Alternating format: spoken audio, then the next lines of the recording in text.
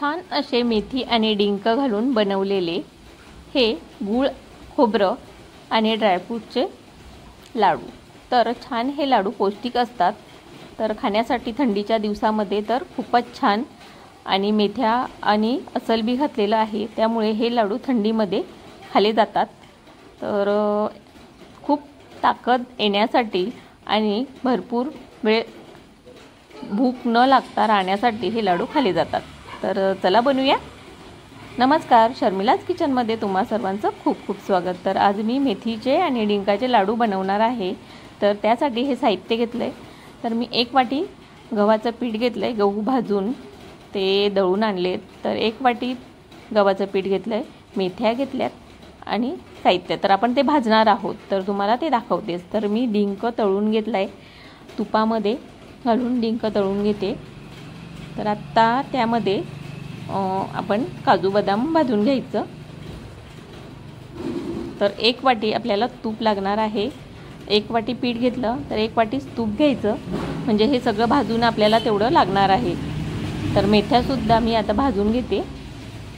तर 3 चमचे मी मेथ्या घेतल्यात। आपलं पोहे खायच्या चमच्याने मी 3 चमचे मेथ्या घेतलेल्या आहेत। तर आता त्यासुद्धा छान अशा खरपूस भाजून घ्यायच्या।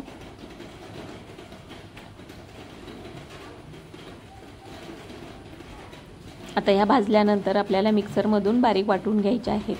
तर मी 3 वाटी खोबरं घेतलेलं आहे। तर हे खोबरं मी मिक्सरमधून काढलेलं आहे, त्यामुळे हे आता भाजून घ्यायचं। तर यामध्ये सुद्धा मी तूप घालून थोडं असं भाजून घेते। तर गोल्डन होईपर्यंत ते भाजून घेतलं। तर आता आपल्याला हे काजू बदाम मिक्सरमधून बारीक करून घ्यायचे आहेत। तर एकदम आपल्याला पिठाचं करून घ्यायचं नाही आहे त्याचं, त्यामुळे मी थोडं जाडसरच असं 1-2 वेळा फिरून काढणार आहे। तर हे बघा, आता डिंकसुद्धा थोडंच असं मिक्सर फिरून लगेचच काढून घ्यायचं आहे, जास्त आपल्याला बारीक करून द्यायचं नाही।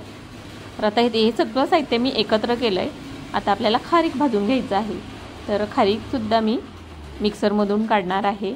तर आता हे भाजून घेतलं आहे, हे बघा, हे सुद्धा मी काढून एकत्र खोबरं, डिंक आणि काजू बदाम आणि खारीक हे एकत्र केलं आहे।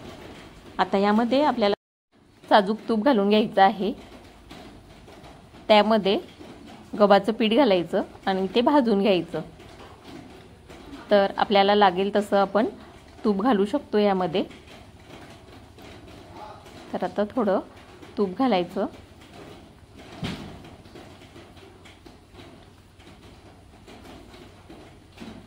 आता हे भाजून घ्यायचं छान असं कलर चेंज होईपर्यंत।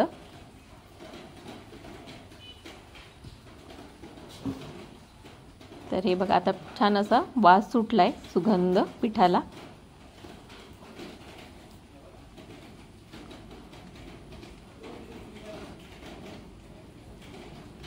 आता याचा कलर असा बदललाय, त्यामुळे आता हे आपण काढून घेऊया। आता हे आपण जे मिक्स केलेलं साहित्य त्यामध्ये हे पीठ घालायचं। तर आता हे मिक्स करून घ्यायचं पूर्ण। हे बघा, अशा पद्धतीने हे मिक्स करून घेतलंय। आता कढईमध्ये आपल्याला तूप घालून घ्यायचं आहे, जे उरलेलं तूप आहे तेवढं ते कढईमध्ये घालून घ्यायचं। तर 1 वाटी आपल्याला तूप लागणारच आहे। त्यामध्ये आता हे गूळ मी बारीक करून घेतलेला आहे ते घालायचं, असलबी घालायचा, तुपामध्येच असं असलबी घालायचं, म्हणजे छान असं फुलून येतं।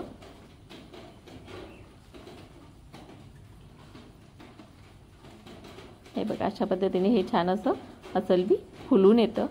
तर आता हे गूळसुद्धा वितळून झालेलं आहे। तर आपल्याला गुळाचा पाक करायचा नाही आहे, फक्त गूळ वितळून द्यायचा आहे।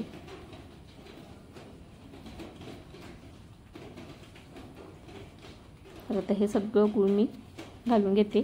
तर 1 वाटी मी गूळ घेतलेलं होतं, म्हणजे जेवढं पीठ होतं त्याच्या निम्मे असं मी गूळ घेतलेलं आहे। तर अर्धी वाटी गूळ, 1 वाटी पीठ गव्हाचं आणि 1 वाटी तूप. जेवढं गूळ घेतलेलं आहे तेवढंच मी तूप घेतलेलं आहे. आता ह्यामध्ये मेथ्या वाटून घेतलेल्या आहेत त्या घातल्यात. तर आता गूळ वितळून झालेलं आहे बघा. तर आता ह्यामध्ये हे पूर्ण तूप घालून घेते.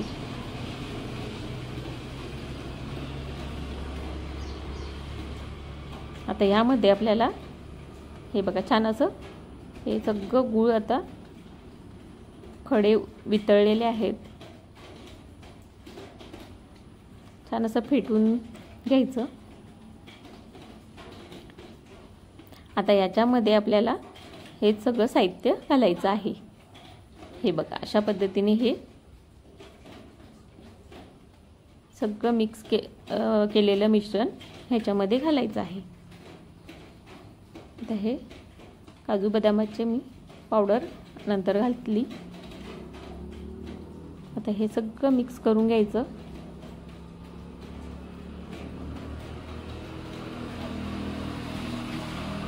तर आता हे थंड झालं की याचे लाडू वळवायला घ्यायचे. तर जास्त सुद्धा थंड करून द्यायचं नाही, साधारण असं गरमच असतानाच लाडू वळवायचे आहेत.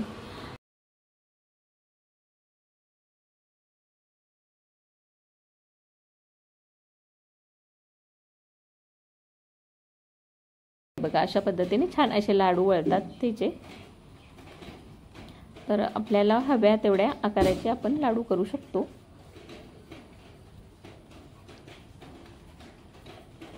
तर पटापट असे लाडू वळून घ्यायचे. तर हे तुम्ही पाहू शकता छान असे डिंक, मेथ्या आणि अस्सलबी, खोबरं, काजू बदाम,